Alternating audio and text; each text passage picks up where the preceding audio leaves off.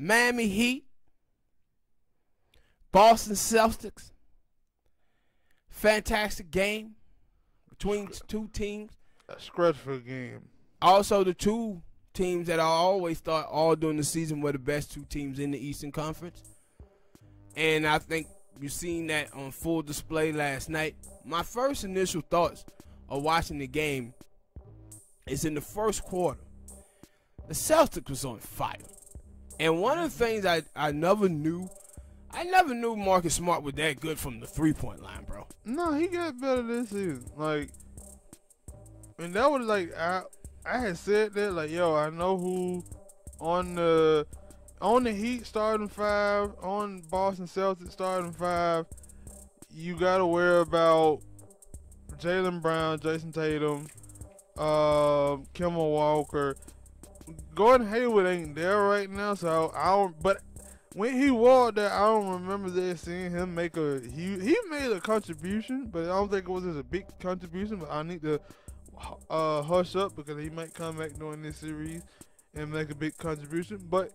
And then it was Marcus Smart, and I knew that Marcus Smart was a defensive player, and every now and then he'll hit some shot. But in the bubble, or at least this year, his three-point game got totally better. But at times I was like, yo, sometimes he can go out there and give you 5 for 9 for 3 points from 3. And then sometimes he can go out there and give you a bad game. And I was like, it's just in this game, I think Jaylen Brown didn't heat up until late. Yeah. But I was like, no, yeah, I do know Marcus Smart. He'll give you good defense, and he could go out there and scorch you from 3 if you let him. But then sometimes he'll miss. And he gave us a couple of misses in that game. And cause I also know wasn't that first quarter too, and I'm like, man, these boys coming out on fire, and like they look a little lackadaisical a little bit, and then I'm like, okay, there we go. Dragic started making a couple shots. We started stopping them on defense, and I was like, cause at first I was like, yo, in this first half, they game like it might be a blowout. And I was like, if it's a blowout, yeah, we might lose. But then that score started to shrink in that first quarter, and I was like, yeah, I think we got that game. And see, the thing with them is that they came out on fire. And you look at the Heat, and you say, hey, okay, the Heat is getting good shots, they're just missing them. Mm-hmm. And you look at when the Heat is in trouble, you can tell when the Heat is in trouble. It ain't going to be, oh, man, the Heat got good shots and they were just missing them. It's going to be, look at the turnovers. Because when the Heat play poorly, they're going to be turning the ball over. And so, real passive. Yeah, they had low turnovers. They were just missing good shots. And so it's like keep grinding it out, and the pace of the game was slow. And so when Goran got him going, and he got him going by attacking the basket, and he speeded up the tempo of the game.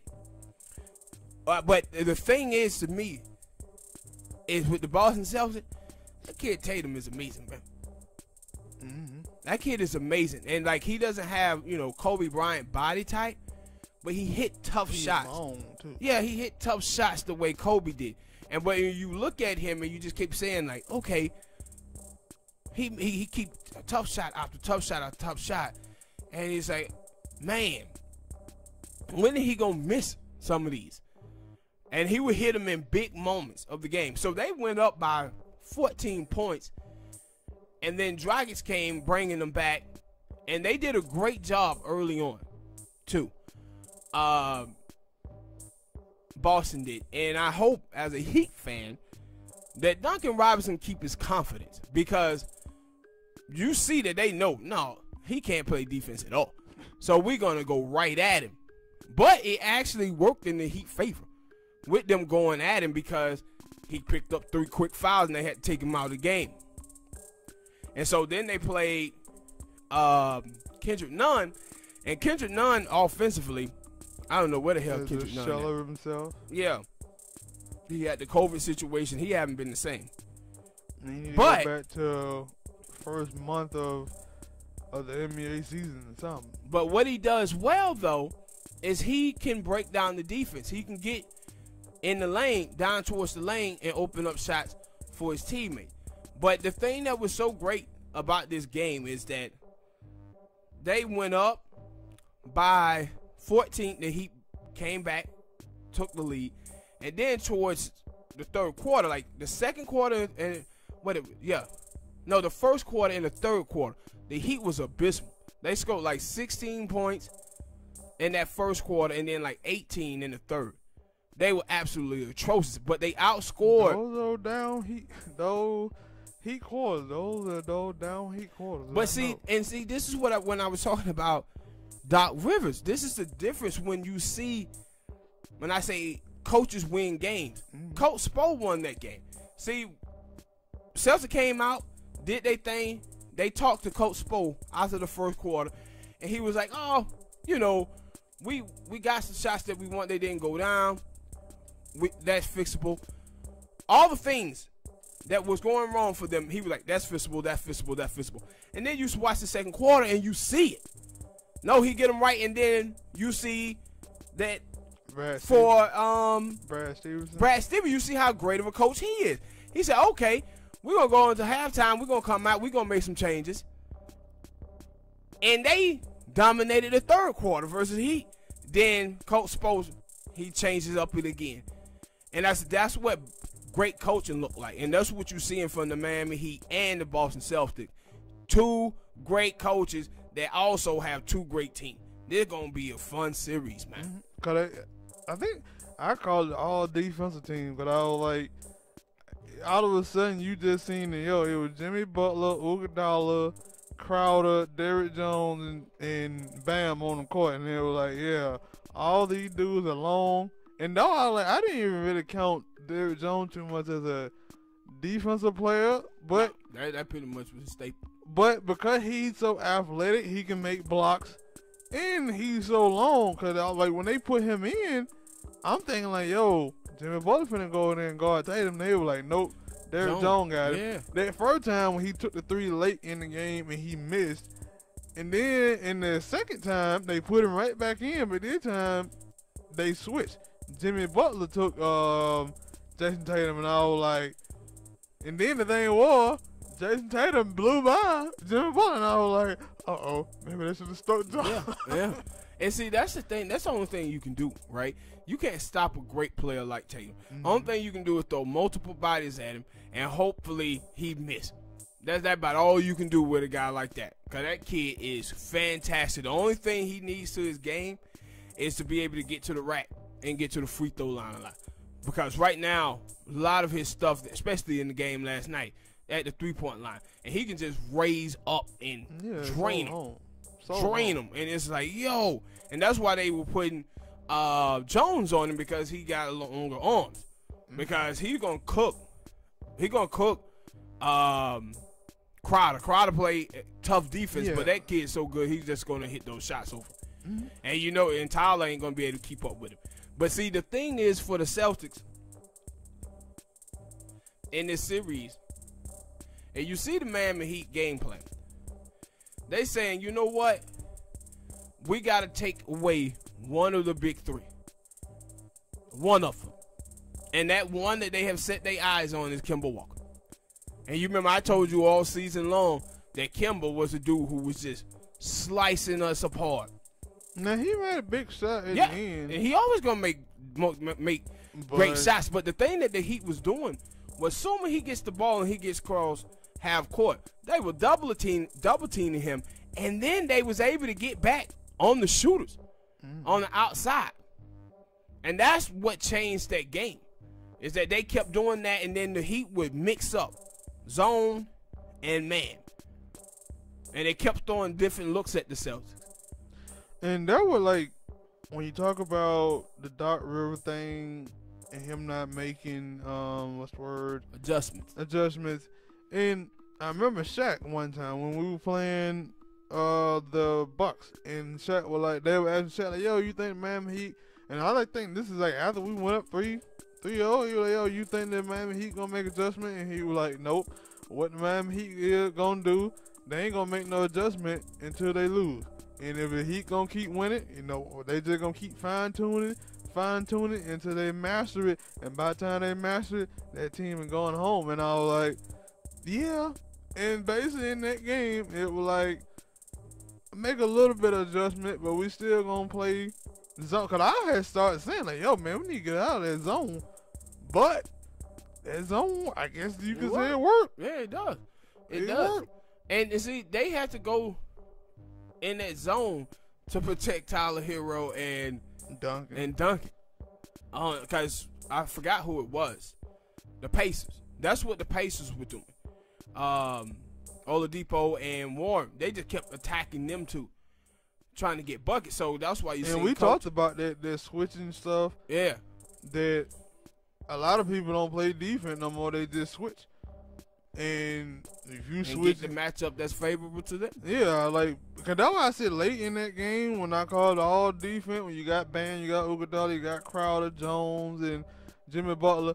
It ain't no, even if you switch, you still gonna run up into a good defensive player, and you gotta make a tough shot. Yeah, and that's the thing I think they coach are gonna try to figure out is how to. They probably gonna let somebody Tatum or Brown bring the ball up court because the Heat, they trapping him every single time he coming up and trying to force him to be a passer. And that kind of got him out of the game. And he been struggling in the last 3 games. No, that's what he said. He been playing like crap for the last 3 games. And I was like, hey, man, sorry to hear that, Kimball, but keep it up. Yeah. Keep it up for 3 more games. And you ain't gotta worry about it. You can go home. And I love Marcus Smart, man. Marcus Smart bring it on both sides. I was like, he makes so many plays on the defensive side, like with Bam. Anytime like Bam got the ball and he tried to like dribble, it was him and there was another dude that came off their bench. He had a good game. Wanamaker? Yeah. Every time Bam tried to get inside, them guys was just slapping the ball away. And Bam was having a tough game offensively from the field. But then Bam did start getting to the free throw line. I think he shot 11 free throws the whole game. And that helped them on the offensive side of the ball. But that block, man, was just amazing. And you can tell, like you see with Jimmy, once Tatum starts going and he gets by Jimmy kind of just let him go because he know Bam is under that goal. And Bam comes over with his left hand and blocking, and you can see his hand bends. Inside the goal. Yeah, his hands bends. That's how powerful Tatum is and how, Tatum got up so high.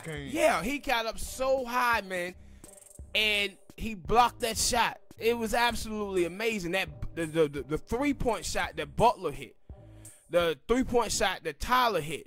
That late foul. Yeah, you just look at that and you say, man, that's good.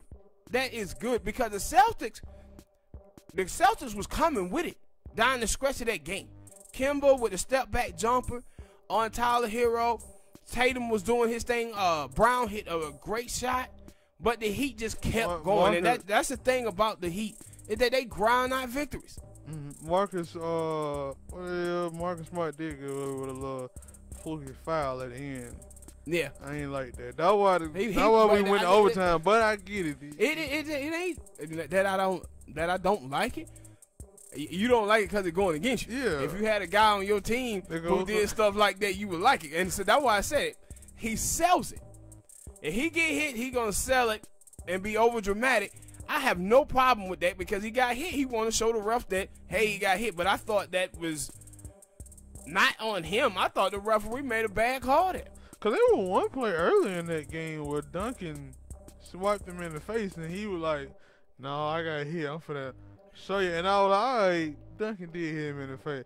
But that play out, it was like, man, that dude didn't try to run into you.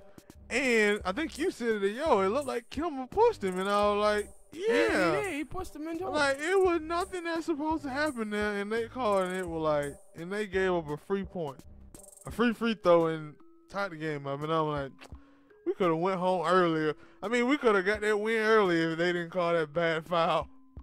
But it worked out in the end. We still came out with a dub. The thing that I'm going to look for going forward in this series is that the Boston Celtics is really playing like 6 or 7 guys. And those guys, the big three, they spend so much energy going one-on-one. And they just came off a very tough, grueling 7-game series. And the Heat had 6 or 7 days rest.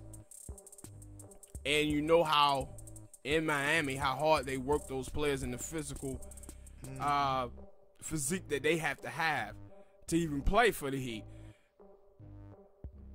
What I'm going to look for is the energy of the Boston Celtics. And that's why I said they got to hope to get Hayward back sometime in this series. I thought he was going to start this series.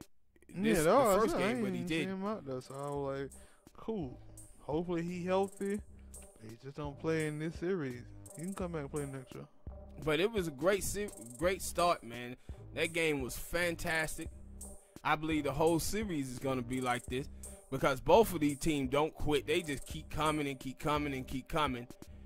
And just great defense, great offense. It's basically their ISO ball versus Miami Heat team game, passing it around, getting open shots for other people. The Heat, and you see like both that the Boston Celtics strength is playing the 3-point line, but the Heat dropped 16 threes. Because they got but that's why I said, I was like, yo. 16 threes, and Westcott only had one of them. Duncan. No, that's what I was finna say. That yo, like going into the fourth quarter, like this is what I think Kendrick Perkins. Somebody said it about the Clippers that yo, when they lost that last game before they lost this one, that you can't let Jokic and Jamal Murray and I think Grant go out there and hit 6 threes. It don't matter what lead you got, you gonna blow it. And now I was like, no, with Duncan Robinson and Tyler Hero, yeah. Cause like with Jay Crowder, and hell, you can even throw in that Jay Crowder. Jay Crowder, how amazing have he been, man? Greatest since the bubble started, bro. Greatest trade that we ever got. Like, man. Cause I ain't gonna lie, I did not care for Jay Crowder when they said we got him out. Like Jay Crowder. Yeah, and you know. Crowder. But then he came in, he started playing, he was hitting threes, and I was like, hey. And the thing for me, like, I always know he was a good defender, but he would struggle from the 3-point line. But you know, the Heat, how the Heat do stuff. They tell they player they got to shoot 75 threes and they got to hit 70, and if they don't, they can't leave the damn gym. And so they put him under there, and I remember probably about a month ago, he had did an interview and he was talking about, yeah, man, the program, the Heat culture, have been really good to me. I feel like I'm now going to start playing my best basketball because of the training and the conditioning that they put me in, and you see it. Like, that kid is on fire from 3. And I said the Heat already had goddamn 11, 12 guys who can get you 10, 15 points a game. And now he coming in and giving you 20. I think he had 22, 23 last night.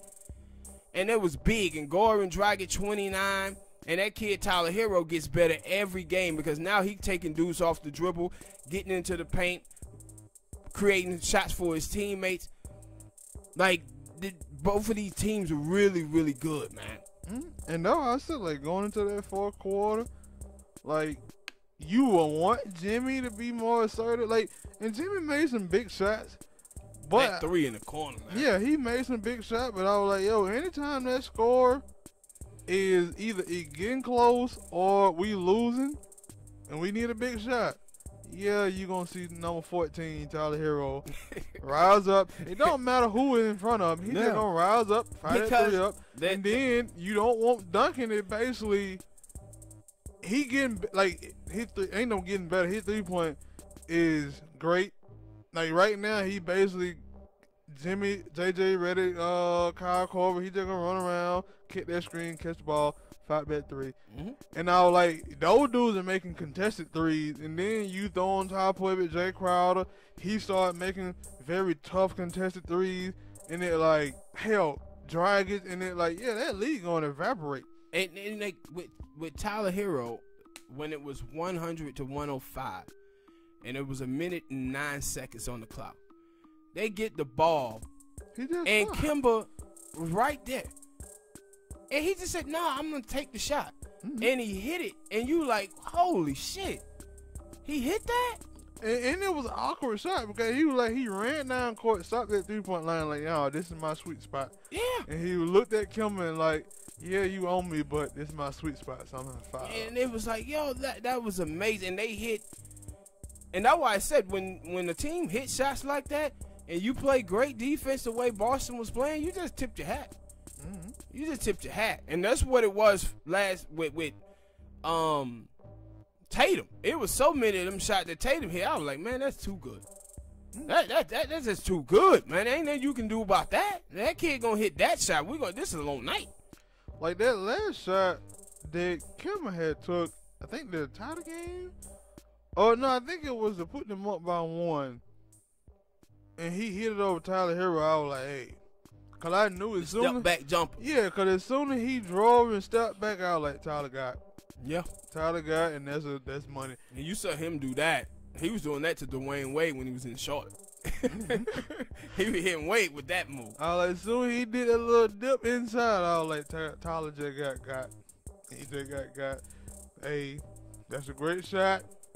Ain't nothing you can do about it. Tip your hat. And But then what? Jimmy Butler come down there and make that strong drive. Even though I thought he was gonna miss that, but it went in. And that's the thing about Jimmy. Is that Jimmy will not do nothing for most of the game, and then play defense and assists and stuff. And then he'll get. It's almost like he get me to this point, and then I'll start making plays.